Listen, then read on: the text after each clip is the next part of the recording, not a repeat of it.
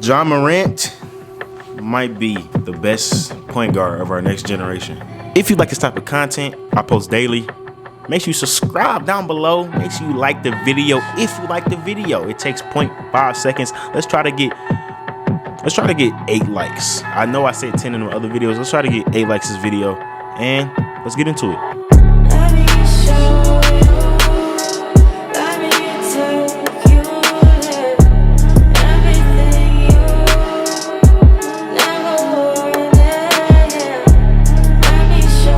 Never seen a point guard have the IQ of Ja Morant this early in his career and also have the scoring arsenal. Yes, we have fast point guards.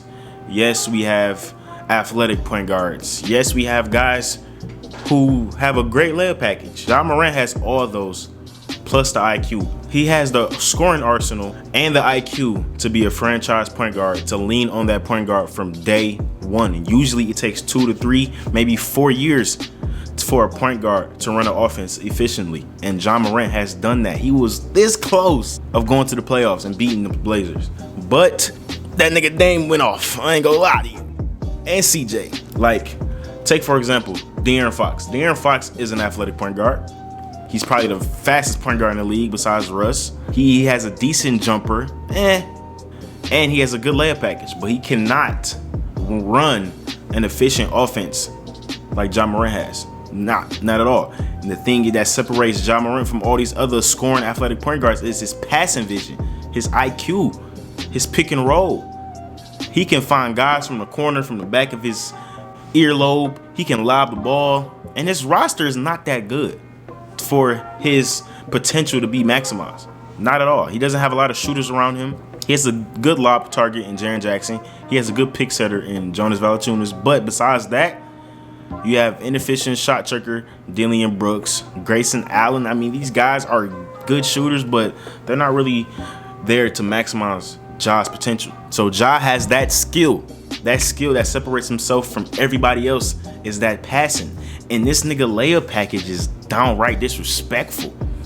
He goes at you aggressive, but also finishes with finesse like D Rose. And don't want to compare him to D Rose because Ja Morant is his own entity, and D Rose is D Rose. But somebody like Russell Westbrook goes from 0 to 100 full speed on his layups. Either he's going to dunk on you, or he can put his shoulder into you and finish with his body in you.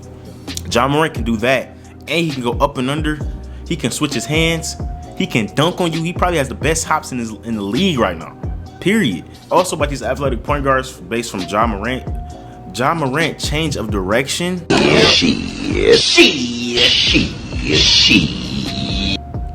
It's nasty.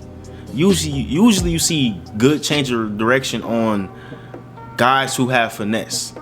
Like Damian Lillard is like, he's athletic, but he's not uber athletic like Ja, Russ, De'Aaron Fox, John Wall.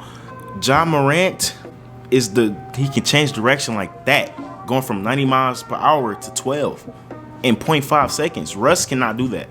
De'Aaron Fox is decent, but he can't do that. John Wall can't. Russell Westbrook definitely can't. Ja Morant has mastered that in his rookie year. That's something you don't hear of.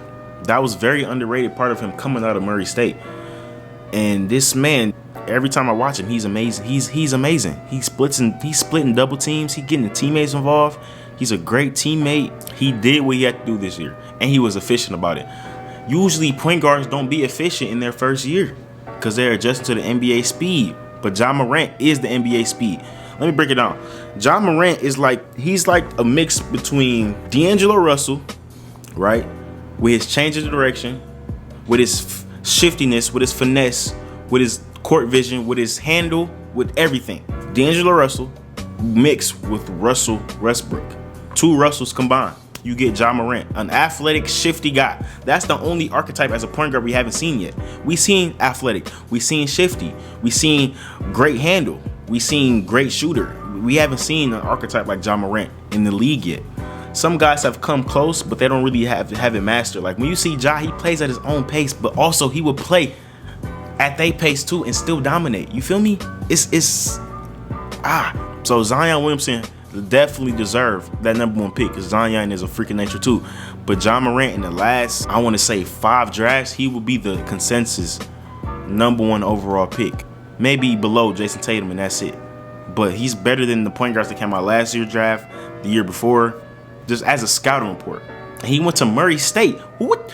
Kentucky, where was you at? So the blend of athleticism with craftiness, with taking your time, with the IQ, with the passing, he's damn near this close to being a complete point guard. Only thing he needs is a jump shot. I mean, Ja Morant is not a bad shooter if you look at the stats, but teams do sag off of him. They do go under the screens. It don't matter because he gets to the rim anyway, but he needs a consistent jump shot. It takes him like a few seconds for him to load up and shoot because they sagging off so much, so he can load up and shoot. But he doesn't have a pull-up mid-range. He doesn't have a go under the screen quick, fast jumper like the other point guards. But at this point of time, he's only 21. He don't need it right now. But he will hit that shot. He's not a Markelle Fultz. He's not a Ben Simmons. He will hit that shot if you give him a lot of space. He's a very streaky shooter, and that's something that's kind of up and down as an NBA point guard in today's game, because when the playoffs get tighter and the rims get smaller and they don't call fouls, you need a jump shot to spread the floor. But I think Ja will work on that because he doesn't really have to work on nothing else. Basically his health, because he lands like a motherfucking idiot. That's the thing about him. He lands like a fucking idiot. Land on 2 feet. Hang on the rim. Don't land on 1 foot. You scaring me, bruh. Stop. He got the floater game. He got a left hand. He comes at you like he was talking shit to James Harden at 20 years old. Ja got up next. Name a point guard who's going to be better than him. Next year, LaMelo Ball. That's it. LaMelo has the physical tools because he's 6'8", but I don't see Cole Anthony. I don't see nobody else. Shout out to Ja Morant's dad, who actually trained him how to play basketball the right way. Somebody say he's Chris Paul with athleticism. Kinda. Ja Morant got up next. My prediction for his stats next year, and I'm gonna make a more extensive video of how Ja Morant gonna dog on these niggas. But if he averaged a double-double with 7 rebounds, 20 and 10, 7 rebounds, or I don't think they're gonna get close to the playoffs. Not at all. They team suck. They roster suck. Outside of 2 guys, their roster is mediocre. But Ja, you got him next, bro. Ja is the type of guy that free agents gonna want to come play with him, just like Zion is. That's a good 1-2 punch in that draft. We haven't had a great 1-2 in a draft ever. I'm trying to think. Jabari Park. No, Zion and Ja might go down as the best 1-2 punch in draft history, at least modern day history, unless none of them get injured, because they both have a chance to get injured based off Ja's landing, Zion's body archetype, how he fat all the time. But I trust those guys to get healthy. Medical staff, get them niggas right. Them type of players that can change the course of $100 million to $1 billion. That's how players do. See what Steph Curry did with the Warriors? $500 million net worth. Now they're worth $3.4 billion. LeBron with the Cavs, what Luka's about to do with the Dallas Mavericks. These players can make you a lot of money. Owners, hire the best doctors in the world, the best trainers in the world. Get these players right so they won't get injured. That'd be all for this video, bro. Make sure you like, subscribe, comment anything you want to see. I'm out. Peace.